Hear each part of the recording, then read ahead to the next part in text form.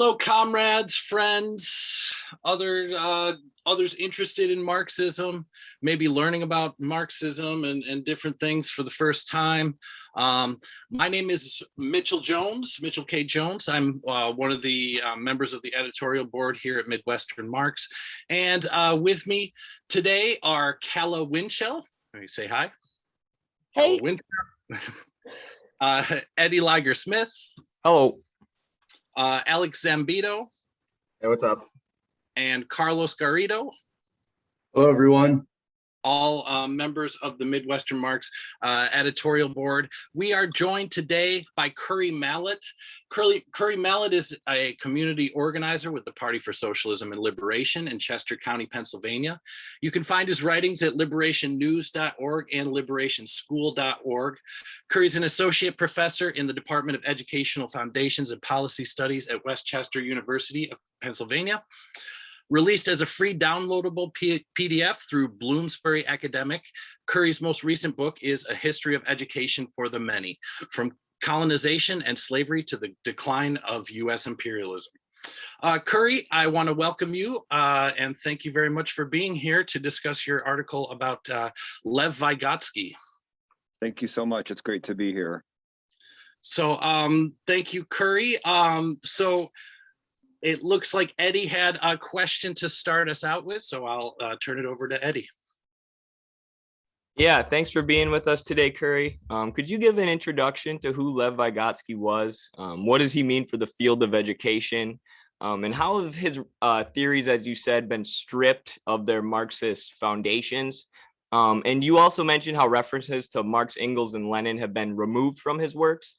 So was that in his main work, Mind and Society and Thought and Language, or just in secondary sources about Vygotsky? Right. Thank you so much for that great question. Yeah, so Vygotsky was, he was born in 1896 in Orsha, Belarus, which was part of Tsarist Russia. He died in 1934 at age 36 of tuberculosis. So he, was really able to do a tremendous amount of work, really revolutionizing the field of educational psychology and really in a short amount of time. So Vygotsky, a little bit more about Vygotsky. Vygotsky came from a Jewish family. And as a result, in Tsarist Russia, national minorities, ethnic minorities, faced a whole array of forms of discrimination and bigotry. So Vygotsky's family, the Jewish community in general, were restricted to certain territories to live in. There were really strict quotas on university admittance. And so Vygotsky himself was almost denied admittance to university because of his background. And at the age of 15, he was kind of widely known amongst friends and family in his community as, they called him the child professor because of his brilliance and his engagement with sophisticated ideas.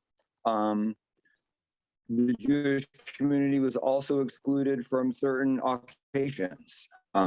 So that's a little bit about Vygotsky, who he was. He graduated. He wound up being admitted to Moscow University, and he graduated in 1917, the year of the successful Russian Revolution.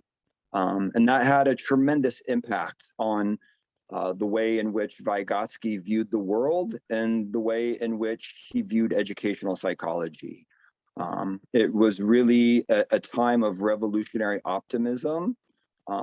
So it had a tremendous impact on the way in which he saw cognitive processes not as fixed processes, biologically determined, which was the dominant theory of the day throughout the world, and which remains pretty dominant today, despite Vygotsky's ongoing relevance in the field of education in the US and elsewhere.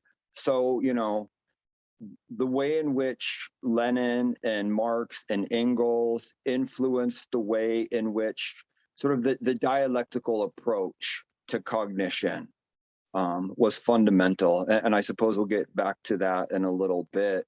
But the last part of your question in terms of Vygotsky's work and the references to Marx and Engels and Lenin, those were removed from his primary works. Not just the people referencing him or talking about him, but in English translations of his work. So, you know, that's a pretty big deal when we think about like I said, the widespread influence of his work in the field of education. So to this day, you'll be hard pressed to find anybody that's gone through an education program studying to be a teacher who hasn't at least heard the name Vygotsky and is at least somewhat familiar with the idea of the zone of proximal development, and probably pretty familiar with the idea of scaffolding. So his work remains relevant, but its revolutionary orientation to this day remains really, elusive in the way in which he's engaged within the US, especially. Wow, thank you. Of course. That's interesting. When I read in your article how he's whitewashed, I was expecting it to be like secondary sources don't talk about his references, but like militantly removing Marx, Engels, and Lenin as his reference, that's just another level of but you mentioned something there which is central to Vygotsky, which leads us into the second question quite nicely, which is the theory of zone of proximal development. What role does the theory play in Vygotsky's shifting of educational theory from a fixed essentialist stage theory towards a dialectical understanding of development? Yeah, no, thanks for that question. I mean, it really is, what's referred to as the ZPD proximal development. It really is the center framing of the approach that he developed, the zone of proximal development. So for Vygotsky, the zone of proximal development, it really does speak to the social nature of cognitive processes. And that, like I was mentioning before, he was pushing back against the view of, so really an idealist view of cognitive development as biologically predetermined, ahistorical, timeless, that the development of cognition is, as it is today, was the same in every other cultural context, social formation, time period, and Vygotsky was saying no. He was saying that's fundamentally inaccurate. Essentially, he was pushing back against it. What it may appear as though cognitive development is ahistorical, because we can very easily get caught within an atomized view of the social formation we're in, and unable to see its specific historical development over time. And so for Vygotsky, when he's thinking about the ZPD and he's thinking about the limitations placed upon national minorities within Tsarist Russia, and he's looking at the unequal educational outcomes and access, and he sees the social construction of that inequality. And so for him, when he's thinking about what is cognitively possible, he's not thinking about cognitive development on an individual basis. What's the individual cognitive development of people themselves? He's thinking, influenced by Marx and Lenin especially, he's thinking about, well, what's the cognitive level of development of a society, of a social formation, and of particular social classes. And so he's interested in the particular level of technology, and the means of production, technology, access to educational institutions that have a really determining impact on a class, the working class's level of cognitive development. And so he's pushing back and saying, the level of cognitive development of a class, of a social formation, is not predetermined. That doesn't come from biological determinism. That's historically constructed. And so the zone of proximal development, he's thinking about, well, what can as a class, what can we achieve by ourselves individually, in isolation in society, versus, well, what can we achieve through the help of differently situated or more capable peers? So he's thinking about the role of the party as moving the proximal development. What's the actual level of development? What can we achieve on our own spontaneously versus what can we achieve through organization, through that really he's talking about leadership, he's talking about organization. So it was an exciting time for him, thinking about the moving beyond the limitations of Tsarist Russia. What can socialism open up in terms of cognitive processes? That there is no limitations. There is no predetermined level that we're returning to. It's open. It's an open potentiality. This is his understanding of dialectics, and how do we move from where we're at to where we want to be. And the destination can never be known beforehand. And so this is sort of what he's pointing at in terms of thinking about the zone of proximal development. So, when you remove the dialectics, when you remove the Marxism and Lenin's contribution, you wind up with a ZPD that is very narrow and limited. It's about what peer teaching can look like in a classroom without any consideration of the larger social context in which it's situated in. You might be dealing with perhaps thinking about the zone of proximal development within a cultural context, but again, without it being situated in the larger political economic context. So when you remove those pieces, you really are taking the rug out from the work and the approach and the project.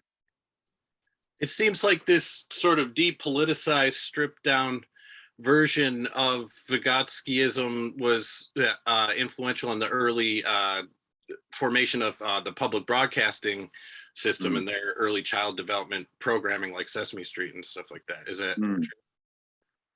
Yeah, I mean, I think definitely, for sure. When we're thinking about the bourgeois state, the capitalist state in the U.S. and the kinds of quote unquote, I guess, kind of progressive, although I wouldn't call it that, sort of the liberal approaches to child development, to the Sesame Streets and whatnot. That perhaps might be, in some instances, examples of that sort of depoliticized approach to the ZPD. I think it's another interesting side note that when we're looking at revolutionary Russia and the sort of, perhaps one of the most, exciting contexts of the 20th century, what was happening at the same time educationally in the US? We have behaviorism. We have an attack on John Dewey, who is coming to some similar conclusions about the social and political context of education. Those were sharply condemned. So we have, in the socialist world, we have this exciting revolutionary potential and opening up. Whereas in the US, we have the closing down. We have the behaviorism, the doubling down on the belief that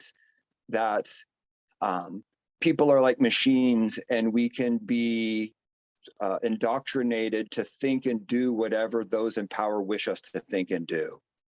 And as sort of the major premise behind behaviorism, Thorndike and Skinner, that became the dominant model. And then, of course, the Espionage Act, the Smith Act, so we have this, as the Russian Revolution inspired workers in the US, the response here, of course, was Russian conservative reactionary approach to education. So I think, that's something too, when we, to go back to the question of Vygotsky and the depoliticization of his work, and that's another aspect that gets left out when we're looking at sort of the global totality. And what was the context in which his work was developed versus what was the context in the capitalist world, what was being developed in the capitalist world. I think that's those are important markers and indicators,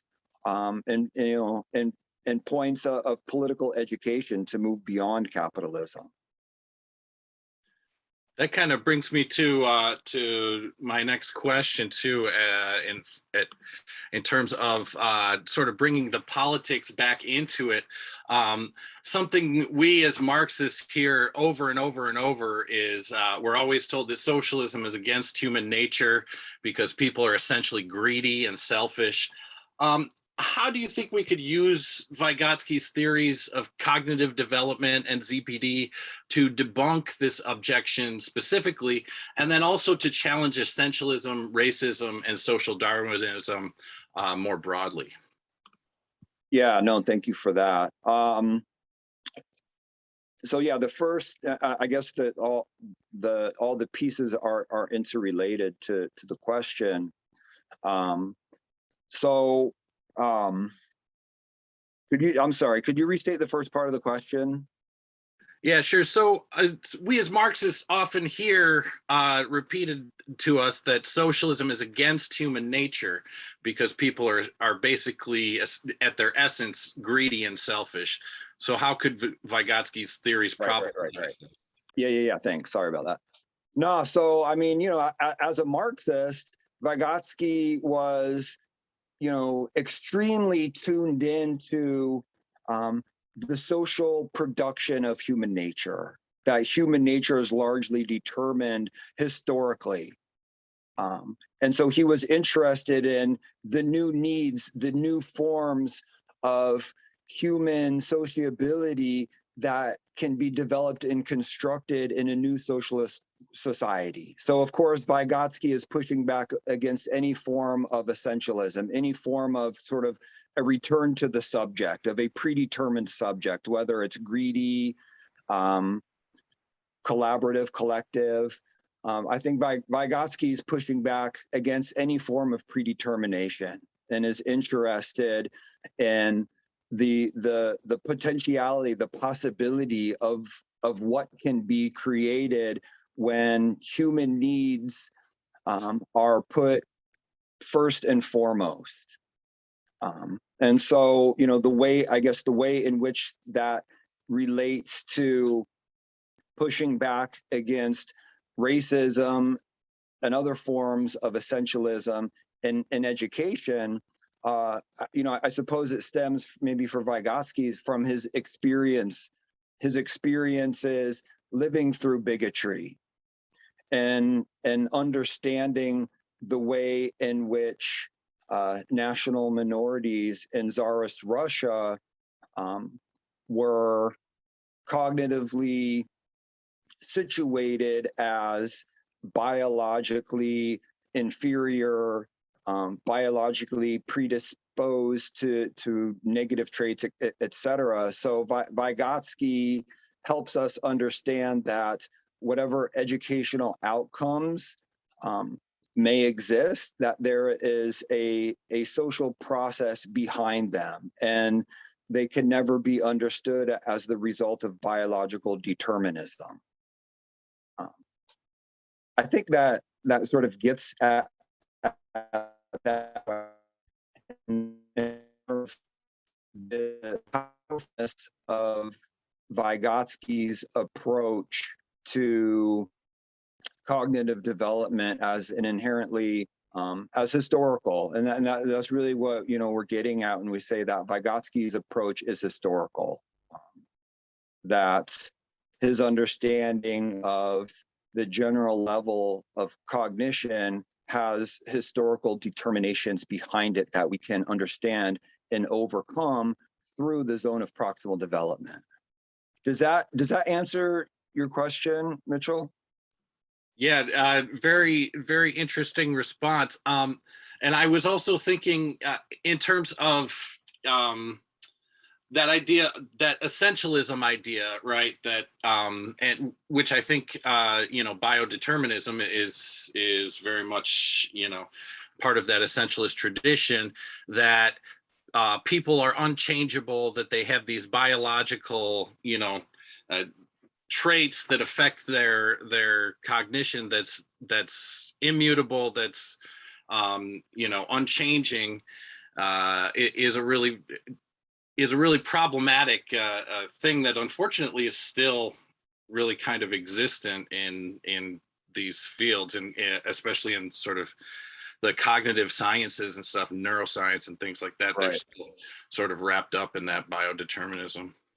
Yeah, no, for sure. And there's a there's a contradiction that exposes the bankruptcy of these essentialist and behaviorist orientations, where on one hand they'll be expressing this biological determinism, and then at the same time they'll be talking about the kind of blank slates that people can be transformed into whatever you want them to be. And so you have this like weird contradiction of this biological determinism coupled with this sort of mechanistic view as people that as blank slates that can be molded to whatever in whatever way capital needs them to be molded. I think Sound like it. Yeah. So the social element seems pretty key, obviously, to this understanding, but how does that work then to scale up to educate sort of larger groups of people beyond a classroom? Because I think that seems to be the ultimate goal, is not to just, contain it within institutional schooling, but to expand it. So how do we do that? And sort of as a direct, maybe where my thinking is going is, would something like parasocial relationships that are generated over the internet, is that a feasible substitution, or is it really, does it necessitate that personal touch? Yeah, I mean, I guess if you don't mind, could you explain a little bit what you mean by parasocial? Sure. Sorry.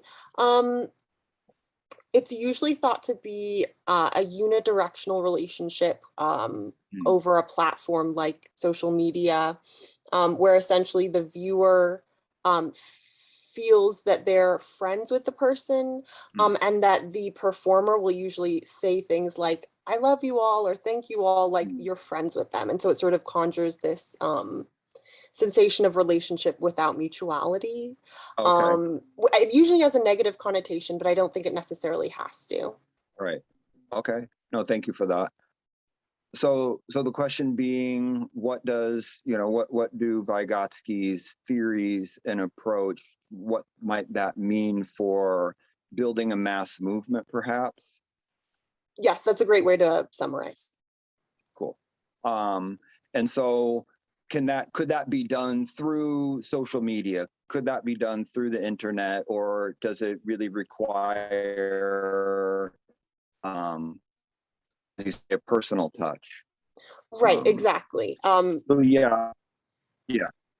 And even in pedagogy, I think about, with the pandemic, all these, Zoom classes and everything, and the teachers were saying the kids weren't really learning anything, but I wonder, could you, over time, could that develop into something more productive?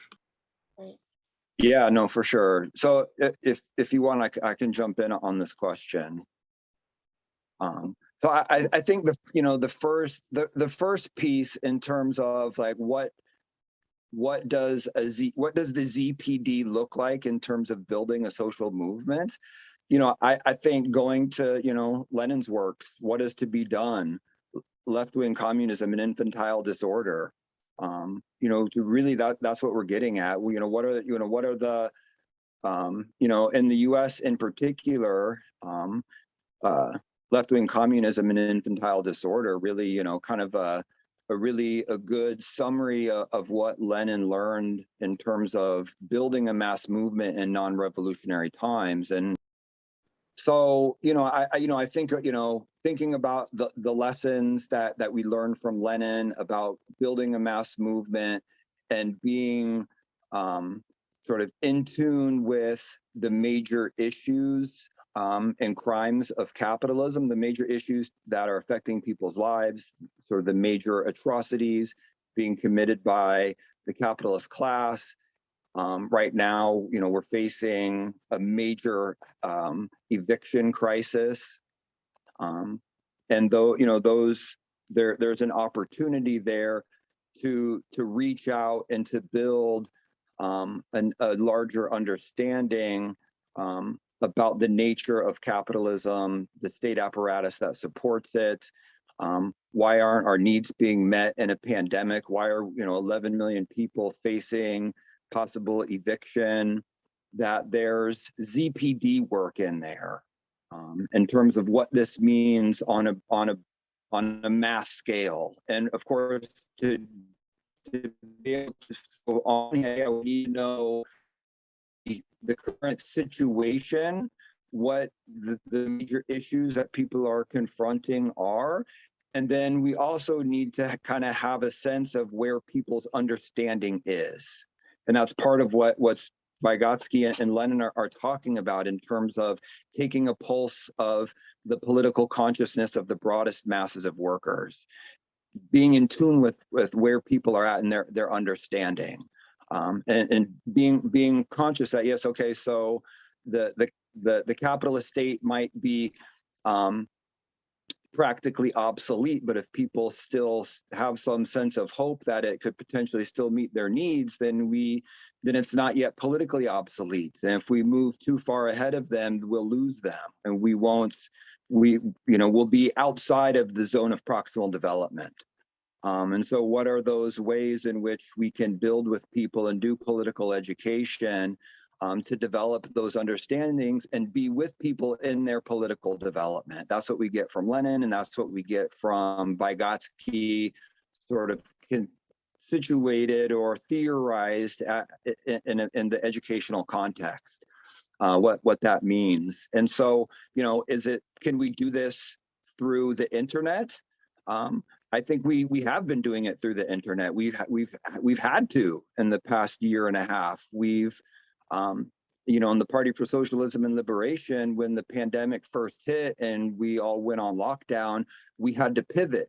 We had to think about how we had to halt all of our in-person, face-to-face activities and think about how we can continue to move forward, but through digital platforms. It was a necessity. We did not have a choice. And so, of course, there's limitations, but, and I would say that, so there's limitations. We began to do more like public forums, public educational classes, more kind of internal studies, as those things. That's all we could do, initially. And as we were able to kind of figure out ways to get back into the streets, our first major action getting back into the streets was doing car caravans. That was something that we could do, maintain social distancing, without interacting, but we could still be out there talking to people through our cars.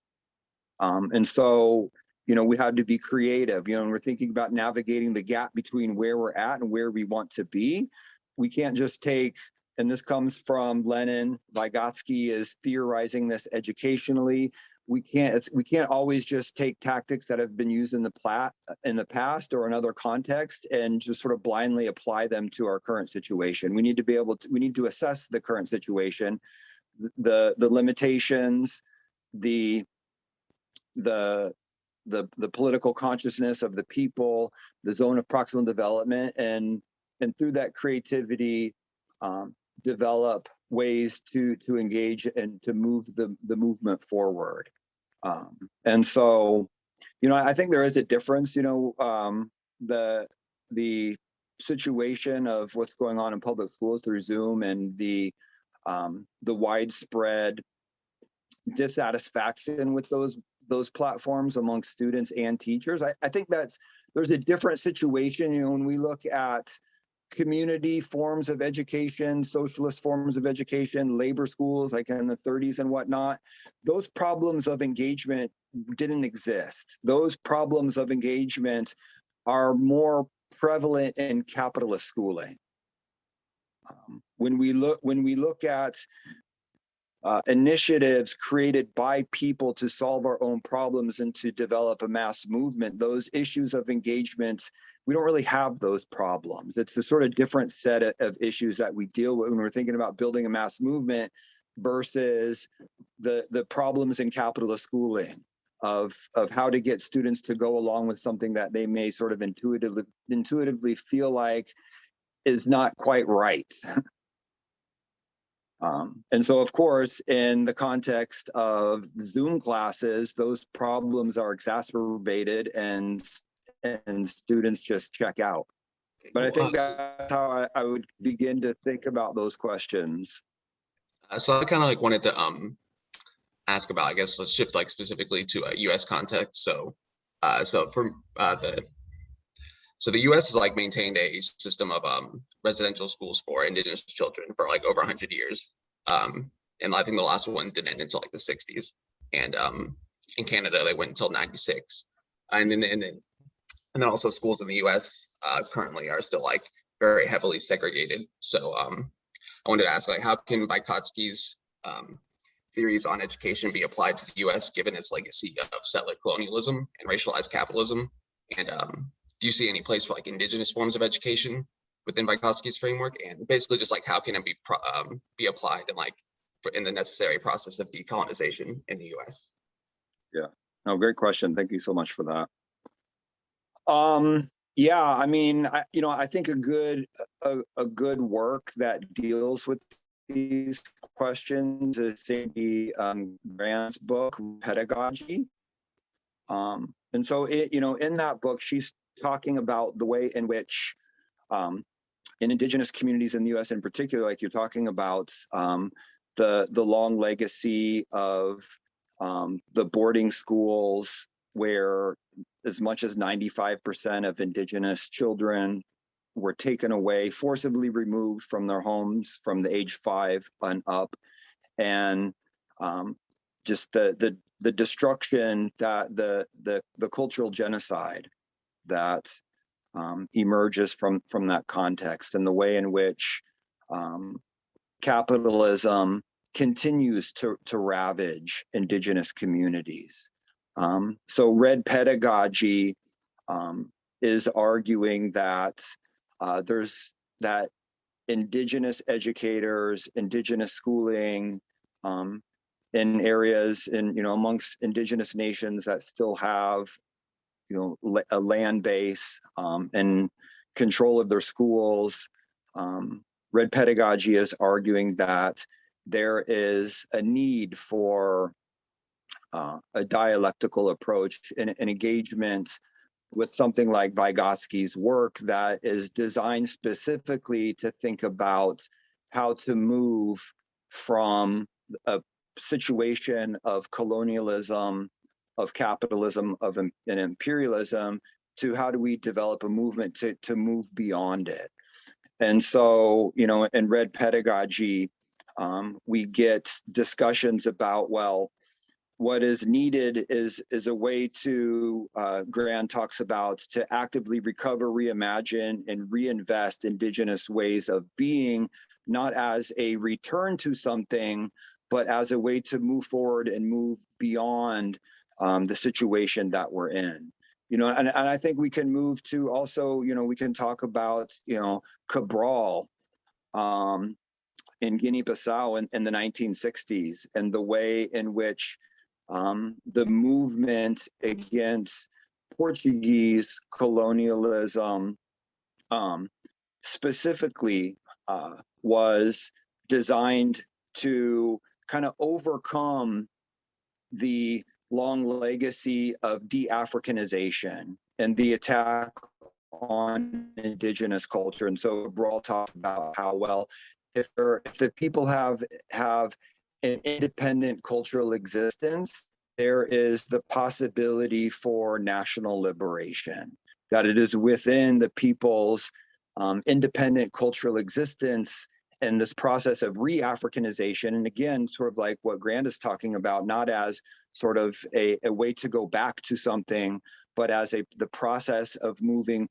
beyond colonialism, beyond capitalism, and the development of a new social formation with new unlimited potentialities beyond the long legacy of colonialism. So yeah, I think, Vygotsky is really helpful in those ways, to think about in whatever context. It's, to think concretely about what it means to decolonize in actuality, sort of this dialectical, the development out of how do we transform the situation that we're in into something qualitatively distinct. And Vygotsky, I think, gives us a good place of departure for that. And so he would, coming from that perspective, we'd be interested in what's the political, the current level of political development within whatever community that we're talking about, and what are its historical determinations, and what kind of political education and engagement and campaigns need to be created to move in that direction beyond colonialism. So, I think that indigenous knowledge has and continues to be fundamental. I would say that, Cabral and others saw in Lenin the same thing that Vygotsky saw in Lenin. Who was the author of Red Pedagogy? Sandy Grand, Grande. So we've talked about racial essentialism, which I think seems pretty key to Vygotsky. I'm curious about a different essentialism that was mentioned just a little bit in the article. And it's because of my specific interest in the intersections of disability justice and Marxism. I think the term was, ableist theories of development. Could you just expand a little bit more on how this applies? And how would it be applied in the real world? Yeah, no, that's a great question. Thank you so much. Definitely, I think, Vygotsky thinking about cognitive development as not fixed or essentialized. I think there's a strong connection for, when we're looking at critical disability studies and pushing back on sort of fixed definitions of how particular ways of being are pathologized, and the way in which so-called ability tends to be defined around the needs of capital. Do we have the ability to produce value for capital? And if not, we have a disability. We're unable to be useful for capital. And so Vygotsky in the zone of proximal development is fundamental in terms of understanding the historical manifestation of particular conceptions of the way bodies are and conceptualized and centralized based upon the needs for racial capitalism. And of course, we have to, capitalism is always, there's never not been a time where capitalism was not racialized. When we're thinking about the development of capitalism through the use of slavery and whatnot in North America and what they call the Caribbean, it has always been a gendered and racialized capitalism, with particular conceptions of how ability is defined based upon those changing needs of capital. A great answer there. I had one question because I have quite a few people in my family who are either Spanish teachers or they are English as a second language, ESL helpers. So there was a part in your piece that talked about the normative discourse within capitalist education, where we don't call it Spanish speaking, we call it second language or foreign language classes. So Right. can you talk about that a little bit and Vygotsky's theory as applied to so-called foreign language classes?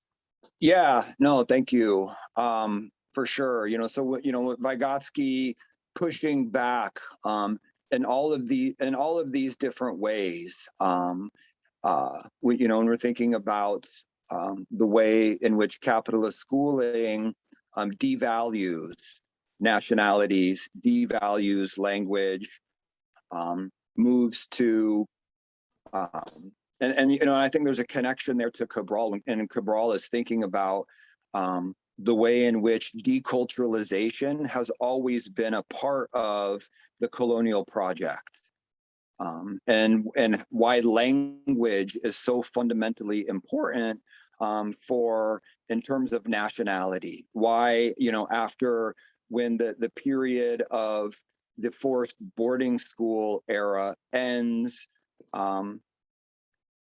why the move to restore indigenous languages has been such a fundamental piece of that.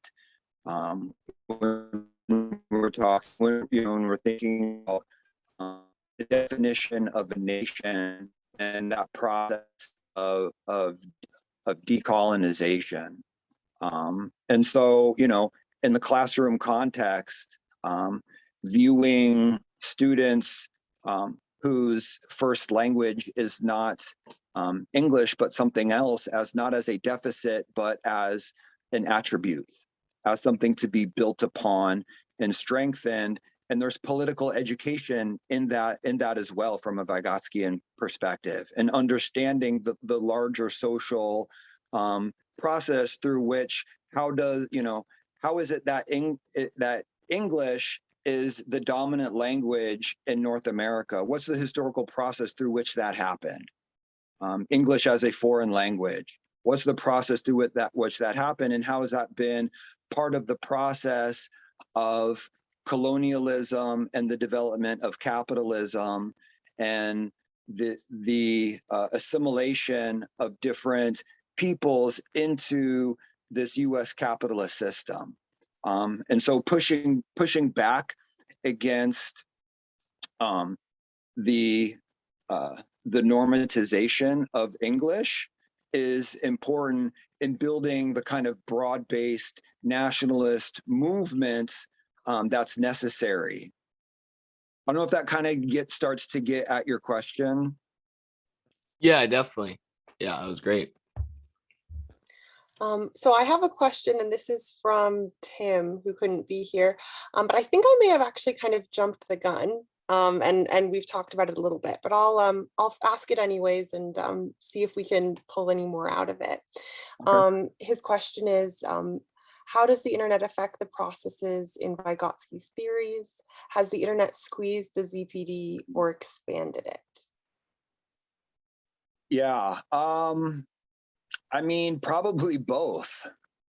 The discussion about the Zoom format and, for public schools certainly has, limited, my own experience teaching at the university level in the past almost 2 years through Zoom.